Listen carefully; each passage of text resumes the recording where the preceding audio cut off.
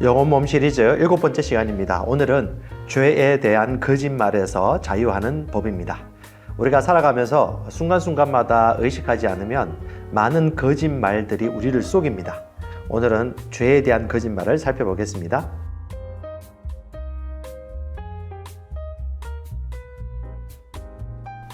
우리가 어떤 말을 들을 때 항상 이것을 분별하시면 좋을 것 같습니다. 변화받지 않은 마음이 하는 질문들, 말씀을 잘 모르는 혼이 하는 질문들, 영과 혼이 분별되지 않는 가운데 오는 질문들, 그 모든 것들 속에 진리를 분별해야 되겠죠. 이런 질문이 있습니다. 죄를 계속 지어도 되지 않습니까? 죄를 많이 지을수록 하나님의 은혜가 넘치는 것 아닙니까? 이렇게 하면 죄를 더 많이 짓지 않을까요? 라는 그런 질문들이 많습니다. 로마서 3장 8절입니다. 선을 이루기 위하여 악을 행하자 하지 않겠느냐. 사도 바울이 논증을 하는 거죠. 선한 것을 이루기 위하여 악을 행하자. 즉 악을 행함으로 말미암아 선한 것이 더 대비되어지고 하나님의 은혜가 더해진다라는 이론이죠. 어떤 이들이 이렇게 비방하여 우리가 이런 말을 한다고 하니 그들은 정죄받는 것이 마땅하다. 즉 하나님이 말씀하신 영과 혼과 몸을 구분하지 못하면 이런 질문을 그냥 하는 것입니다. 왜? 이해를 못하니까. 또 이런 얘기도 있죠. 로마서 6장입니다. 그런즉 우리가 무슨 말 하리요? 은혜를 더하려 하려고 죄에 거하겠느냐? 왜냐? 우리가 큰 죄를 지으면 회개하고 나면 은혜가 더 크다는 거죠. 큰 죄인이 은혜 받으면 더 크게 감사하고 은혜에 고마워한다는 거죠. 그 이론입니다. 그러니까 죄를 더 크게 지으면 지을수록 하나님의 은혜가 크다. 이런 이론인데 말이 안 되는 것이죠. 즉 뭡니까? 죄에 대하여 죽은 우리가 어찌 그 가운데 더 살겠느냐? 존재론적으로 볼 때 이미 죄에 대해서 죽은 자가 어떻게 다시 죄를 짓겠느냐? 말이 안 된다. 즉 본성에 대한 문제, 영과 혼에 대한 부분, 인간의 영혼 몸에 대한 이해를 하지 못한다라면 그런 질문을 할 수밖에 없겠죠. 왜? 율법적으로 도덕적으로 이해한 기초에서 물어보기 때문에 말이 안 되는 것입니다. 그래서 성경은 얘기합니다. 로마서 6장 15절에 그런즉 어찌하리요? 우리가 법 아래 있지 아니하고 은혜 아래 있으니 죄를 지으리요? 그럴 수 없다. 즉 은혜 아래 있다는 말이 무엇인지 모르고 육신의 영역에서, 감각적인 영역에서, 혼의 영역에서만 이해하는 사람들은 죄를 더 많이 지으면 은혜가 더 크지 않습니까? 라고 하면서 죄를 더 지어야 되지 않겠습니까? 라고 물어보는 것이죠. 이건 하나님의 복음, 영과 혼과 몸에 대한 이해를 못하거나 복음에 대한 이해가 부족하고 있기 때문에 질문하는 것입니다. 속지 마셔야 됩니다. 저와 여러분들은 하나님의 사랑과 용납이 나의 행위에 의해 결정된다는 이런 사상, 이런 의식들을 거절하시기 바랍니다. 여기 보면 큰 개하고 작은 개가 보이죠. 큰 개는 큰 개이고 작은 개는 작은 개이지만 둘 다 같은 종류의 개입니다. 개는 개와 통하죠. 똑같습니다. 큰 죄든 작은 죄든 죄는 죄인 것입니다. 큰 죄라고 더 많이, 작은 죄라고 더 적게가 아니고 죄는 죄이기 때문에 하나님의 영광과 의에 이룰 수가 없는 것이죠. 똑같습니다. 사람이 고군분투하는 인생을 사는 이유가 뭡니까? 이 고군분투의 의미가 뭐냐면 운동 경기나 싸움에서 혼자서 많은 수의 적들을 상대하여 힘들게 싸우는 것이죠. 큰 죄, 작은 죄, 더 작은 죄를 짓기 위하여 애쓰고 힘쓰는 그 행위 자체가 이미 출발선이 율법에서 시작된 싸움이기 때문에 질 수밖에 없습니다. 이미 지는 싸움이에요. 그러므로 저와 여러분들은 행위에 의식하기보다는 본성의 관점에서 접근하셔야 됩니다. 큰 죄도 죄입니다. 작은 죄도 죄입니다. 죄를 짓는 사람은 죄인이죠. 큰 개도 개입니다. 작은 개도 개입니다. 성경은 말합니다. 모든 사람이 죄를 범하였으며 여기는 큰 죄든 작은 죄든 다 포함하고 있습니다. 작은 죄를 범하였으며 하나님의 영광에 이르지 못하더니 상대 비교를 하면서 얼마만큼 더 열심히 기도하느냐, 얼마만큼 더 열심히 빌고 얼마만큼 정성을 더 많이 들이냐에 따라서 하나님이 감복하겠다고 하고 접근하는 것은 율법적 접근, 혼적인 접근입니다. 성경은 그렇게 말하지 않습니다. 우리의 행위의 노력의 여하에 따라 하나님의 마음이 왔다 갔다 하는 것이 아닙니다. 하나님은 우리의 본성을 변화시켜 주셨고 죽음에서 새롭게 태어나게 하셨습니다. 그래서 의인은 우리의 행위의 크고 작은 것에 근거하지 않고 무엇에 근거한다? 우리의 본성에 근거한다. 개는 개일 뿐입니다. 사람은 사람입니다. 하나님의 자녀는 하나님의 자녀입니다. 하나님의 자녀는 사람 수준에 갈 수가 없어요. 행위는 그럴지어도 우리 본성은 하나님의 수준, 하나님의 아들들이 되었기 때문에 우리는 행위에 따라 모든 것을 분별하기보다는 본성에 근거하여서 생명의 관점에 의해서 모든 것들을 해석하셔야 됩니다. 그래서 거듭난 본성은 뭘 원할까요? 선한 것을 행하길 원합니다. 본성을 알면 선을 행하기 원하는 내가라는 것을 알게 됩니다. 요한일서 3장 3절입니다. 그분 안에서 이 소망을 가지는 사람은 누구나 그분이 정결하신 것처럼 자신을 정결하게 하느니라. 왜? 본성이 선하고 정결하고 거룩하니까. 순결하게 한 것처럼, 정결하게 하신 것처럼 하거니조라는 헬라어인데요. 순결하게 하다, 거룩하게 하다, 부적합한 것을 제거하다. 이 본성이 불쑥불쑥 나타나는 거죠. 이미 거듭난 사람은 산 사람이고 의의 본성을 가지고 있기 때문에 죄를 더 지어도 되지 않나요라고 하는 사람은 의의 복음의 본질을 이해하지 못하고 하는 질문인 것입니다. 그래서 거듭난 본성은 어떻게 해요? 선한 것을 원합니다. 기억하십시오. 이 땅에서 어떻게 사는지는 내 영의 어려움에 아무 영향이 없습니다. 그리고 삶에는 엄청난 영향을 미칠 수가 있습니다. 그러므로 본성을 가진 내가 내 본성에 합당하지 않은 행위를 할 때에는 엄청난 부대낌이 있고 이렇게 살지 말아야겠다라는 이 안의 본성의 양심이 나타나는 것입니다. 그래서 거듭난 본성을 가진 사람은요, 내 행위가 내 속에 있는 것들의 풀어짐에 큰 영향을 미친다는 것을 이해를 해야 됩니다. 그래서 삶도 다루고 조정해야 되는 것이죠. 죄를 통해 마귀에게 내 혼과 몸으로 들어올 수 있는 문을 열어줄 수가 있습니다. 우울해하거나 걱정하거나 염려하거나 의심하거나 책임질 수 없는 말들을 함부로 내뱉을 때 그런 행위의 결과로 말미암아 내 삶에 많은 데미지를 입을 수 있거나 또 어려움을 겪을 수도 있다는 것을 인정해야 됩니다. 하지만 본성 자체는 거룩합니다. 하지만 내 삶을 온전히 열매 맺고 효과적인 농사의 결실을 얻기 위해서는 또 마음과 몸을 관리를 해야 되는 것이죠. 마귀와 도둑이 오는 이유는요, 도둑질하고 죽이고 멸망시키기 위해 옵니다. 그러므로 거룩한 우리의 본성을 의식하고 우리의 마음과 감정과 행동에 있어서도 우리가 거룩과 순결을 본성을 따라 추구하고 살아가는 것이 마땅한 것입니다. 율법은 우리를 구원하기 위해 준 것이 아닙니다. 율법은 우리가 더 이상 더 큰 죄를 지지 않기 위하여서, 그리고 우리에겐 선함이 없고 하나님 안에 진정한 소망이 있다는 것을 알려주기 위한 좌표로 우리에게 주신 은혜의 선물입니다. 내가 전에는 율법 없이 살았으나 계명이 오자 죄는 살아나고 나는 죽었느니라. 예전엔 횡단보도 건너는 것이 빨간불에 건널 때도 죄라는 걸 몰랐어요. 법이 있기 전에는. 하지만 법칙이 주어진 이후부터는 빨간불에 횡단보도를 건너는 것은 죄라는 것을 알고 난 이후부터는 그것이 죄가 되었고, 죄가 우리의 삶을 객관적으로 설명해 주는 것이죠. 생명에 이르게 하는 그 계명이 도리어 나를 사망에 이르게 하는 것으로 판명케 되었도다. 죄가 계명을 통하여 기회를 잡아 나를 속이고 또 그것으로 나를 죽였느니라. 율법은 우리가 죄인이고 또 죄로 말미암아 절대 죄에서 해결될 수 없다는 문제를 알려줄 뿐이지 우리를 건질 수는 없어요. 하지만 율법을 통하여서 우리가 죄에 빠져 있다는 것과 죄의 문제가 심각하다는 것을 가르쳐 주는 것이죠. 그래서 율법을 주신 이유는 정리하겠습니다. 첫 번째, 내가 괜찮은 사람이 아니라는 것을 알려줍니다. 나는 죄인이구나. 그래서 율법이 그리스도 예수의 복음을 믿을 수 있도록 안내해 주는 것입니다. 율법은요, 우리가 구원해 주지 못할 것이라는 것을 알려줍니다. 왜? 아무리 열심히 한들 율법을 다 이룰 수 없고, 율법은 대소의 차이가 있습니다. 하지만 더 율법을 잘 지킨 사람이나 율법을 덜 지킨 사람이나 결국은 최종적인 완전한 의와 선을 이룰 수 없다는 것을 절감하게 되어지고 더 낭망할 수밖에 없습니다. 세 번째, 율법은 사람에게 얼마나 구세주가 필요한 존재인지를 깨닫게 해줍니다. 나는 할 수 없구나. 더 이상 길이 없구나. 오직 어떤 외부의 도움이 필요하다는 것을 알게 해주는 거죠. 그래서 갈라디아서 3장 24절 말씀이 진리이죠. 율법은 우리를 그리스도께로 인도하는 초등교사가 되어 선생님이 되어서 우리를 인도해 줄 뿐이지 우리를 구출해 주진 않습니다. 즉 율법은 유용하지만 율법은 구원의 능력은 없습니다.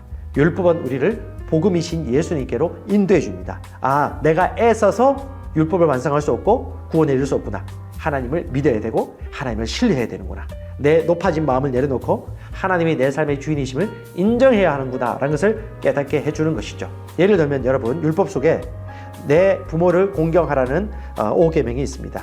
10계명 중에 1에서 4는 하나님을 경외하고 하나님만을 믿고 섬기며 하나님과 나와의 관계된 것이고, 5계명부터 10계명은 사람과의 관계 속에 있는 율법입니다. 그 첫 번째 계명이 뭐냐면, 사람과의 관계 속에 있는 첫 번째 계명이 부모를 공경하는 거예요. 부모를 공경하는 것은 우리에게 어떤 약속이 있습니까?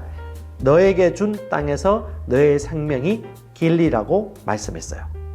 즉, 내가 부모를 공경하지 않을 때 율법이 작용하죠. 나는 법을 지키지 못하고 죄를 짓고 있는 거구나. 하지만 부모를 공경하는 삶을 살아갈 때 그 약속이 있죠. 뭡니까? 이 땅에서, 내가 준 땅에서 너의 생명이 길리라. 이 말은 육체적으로도 건강한 상태에서 오랫동안 건강하고 부유한 삶을 살 수 있을 것이라는 약속을 주는 것입니다. 이것이 뭡니까? 하나님이 주신 약속의 계명이죠. 이것을 우리가 열심히 한다고 해서 이룰 수는 없어요. 근데 우리가 거듭난 자이고 하나님이 주신 말씀이라는 것을 알고 실천하고자 할 때 거듭난 우리의 본성이 힘을 주고 우리는 부모를 공경하며 살아갈 수 있습니다. 그러면서 어떻게 해요? 죄를 짓지 않게 하고 복음의 능력을 행할 수 있는 쪽으로 인도해 주는 것이죠. 그래서 우리가 율법을 받은 이유는요, 우린 결코 율법을 다 준수할 수는 없다. 우린 결코 죄를 이길 수 없다. 그리고 죄가 이미 우리를 이겼다라는 것을 깨닫게 할 뿐입니다. 율법은 죄를 더 강하게 할 뿐이다. 죄와 싸워서 난 이길 수 없다는 것을 알게 할 뿐이에요. 하지만 복음은 우리가 죄를 넉넉히 이기고 죄를 다스릴 수 있다는 것으로 인도해 줍니다. 복음은요, 깨닫게 해줍니다. 우리 스스로 죄를 이길 수 없구나, 하나님께로 가야겠구나 라고 하는 것이 복음이고, 율법은요, 율법은 죄를 이기게 하려고 준 것이라고 속여요. 그래서 여러분, 속지 마십시오. 더 열심히 노력하고 더 열심히 기도하고 더 열심히 수고하고 더 열심히 어떤 의식을 치르면 감동되어서 나를 구원해 줄 것이라는 것은 종교적 접근입니다. 대만에 아주 유명한 절이 있는데 용산사라고 있습니다. 그 절에 가면 엄청나게 젊은 청년들이 와서 비나이다 비나이다 하면서 많이 절을 하고 고개를 숙이고 정성을 베풀어요. 저는 그 옆에서 그 모습을 보면서, 야, 교회에서도 이런 율법적인 종교성이 들어올 수 있겠구나. 어떻게 해요? 다다익성, 최대한 많이 하는 것이죠. 최대한 정성을 다하는 것이죠. 감명을 주기 위하여서. 왜요? 받기 위하여서, 응답받기 위하여.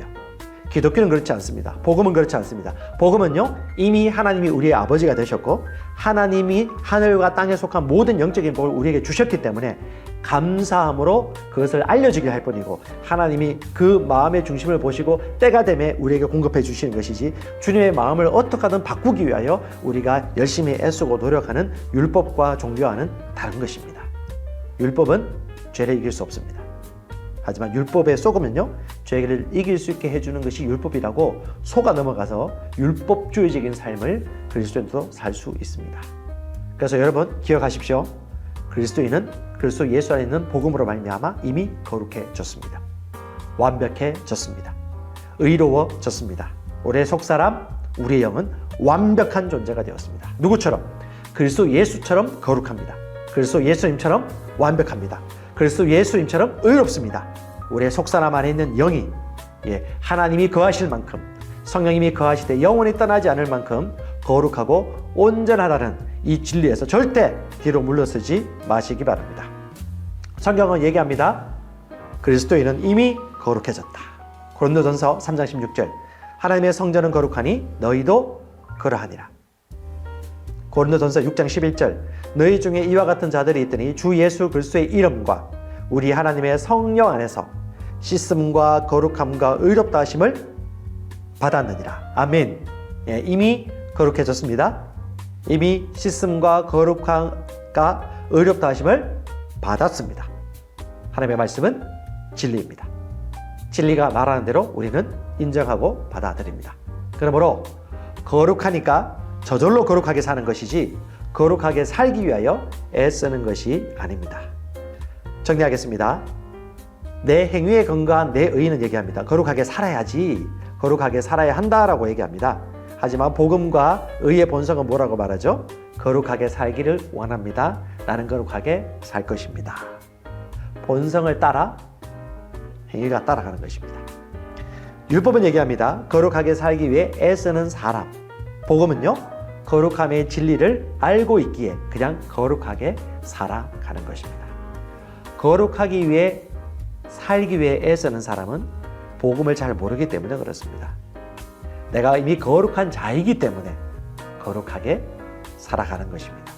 내가 이미 의로운 자이기 때문에 의의 행위를 실천하는 것입니다. 의롭게 되기 위하여 의롭게 사는 것이 아닙니다. 거룩하게 되기 위하여 거룩한 행위를 하는 것이 아닙니다. 우리는 그리스도 예수 안에서 이미 거룩해졌고 이미 의로워졌습니다. 우리는 복음 안에서 자유합니다. 이건 우리의 착한 행위나 행실로 이루어진 것이 아닙니다. 값없는 하나님의 은혜의 선물로 말미암아 의롭게 된 것이고 하나님의 호의입니다. 주님을 찬양합니다. 개와 고양이를 보십시오. 이건 본성의 문제입니다. 개는요, 무리 생활을 합니다. 그리고 그들은 서열이 있어요. 아버지 밑에 자기가 있습니다. 자신을 떠받쳐주는 주인이 있으면요, 그 주인은 자기보다 밑에 있습니다. 본성이 그래요. 개가 앞에 간다. 개가 주인입니다. 개가 주인 뒤에 쫄쫄쫄 따라가면 개는 주인의 서열에 종속되어 있는 것입니다. 개를 다룰 수 있는 사람은 개를 지배합니다. 개를 지배받는 사람들은 개에 끌려갑니다. 고양이는요, 독립적인 생활을 합니다. 개인 생활의 달인이에요. 이 본성 자체가 독립적이에요. 고양이는 그렇습니다. 개는 집단 생활을 합니다. 개는요, 반겨주는 애정 표현입니다. 애정 표현을 너무 잘해요. 꼬리를 흔들면서 주인의 옷을 반겨줍니다. 고양이는요, 좀 쌀쌀 맞아요. 하지만 그 쌀쌀 맞은 게 아니고 그냥 도도한 성격과 본성을 가지고 있다라고 이해하시면 될 것 같아요. 고양이는 그렇습니다. 개는 이렇습니다. 본성이 다릅니다. 또 개는요, 재미있게 같이 놀아주고 즐길 줄 압니다. 반응도 할 줄 압니다. 고양이는요, 애교와 도도함을 번갈아 사용하여 주인을 안달나게 하는 본성을 가지고 있습니다. 개와 고양이는 본성이 달라요. 똑같습니다. 거룩한 자와 거룩하지 않은 자는 본성이 다릅니다. 거룩하지 않은 자로 거룩하게 살고자 하는 사람은 본성을 이해하지 못하기 때문에 그렇습니다. 이미 거룩한 자는 자기가 거룩한 자이기 때문에 거룩한 삶을 살아가는 것이 쉽습니다. 자, 우리 인식하십시다. 죄를 지었다고 구원 못 받는 것은 아닙니다. 거듭난 사람이 죄를 지었다고 구원 못 받는 것은 아닙니다. 죄를 지을 수 있습니다. 어떤 사람도 자기가 알고 있는 선을 다 행할 수는 없습니다. 실수합니다. 넘어지기도 합니다. 그러므로 죄가 없다고 거짓말했어도 안 되고, 죄를 지었을 때는 즉시 마음으로 자백하고 회개하고 돌이키면 되는 것입니다. 죄는 큰 죄든 작은 죄든 가르는 것은 종교적인 편견일 뿐입니다. 죄는 죄입니다. 큰 죄든 작은 죄든 크게 여기고 즉시 해결하고 죄 없는 삶을 사는 것이 마땅한 것이죠. 자, 이 시간에 오늘 들었던 이 내용을 생각하고 단추하면서 우리 마음으로 고백하도록 하겠습니다. 한 문장, 한 구절 같이 따라 읽으면서 이 시간 마인드를 새롭게 했으면 좋겠습니다. 큰 죄, 작은 죄 모두 죄일 뿐입니다. 나는 율법의 행위가 아닌 믿음으로 구원받았습니다. 나는 성령으로 시작해서 성령으로 마칩니다. 나는 은혜로 구원받았습니다. 그러므로 사는 것도 은혜로 삽니다. 나는 항상 생각을 말씀에 맞추어 새롭게 함으로 계속해서 바꾸어 갑니다. 말씀이 내 의식의 기준이 되게 하여 내 안에 있는 하나님의 생명을 계속해서 풀어냅니다. 나는 모든 죄에서 자유합니다. 나는 모든 정죄감과 죄책감과 수치에서 해방되었습니다. 왜냐하면 나는 그리스도 예수 안에 거하고 있기 때문입니다. 거듭난 나는 하나님과 하나님의 영과 하나님의 말씀과 하나입니다. 말씀이 말하는 나의 정체성을 알기에 우리는 절대 거짓말과 율법의 속임수와 변화되지 않는 마음이 하는 정죄에서 자유할 수 있습니다. 하나님을 찬양합니다. 다음 주에 뵙겠습니다.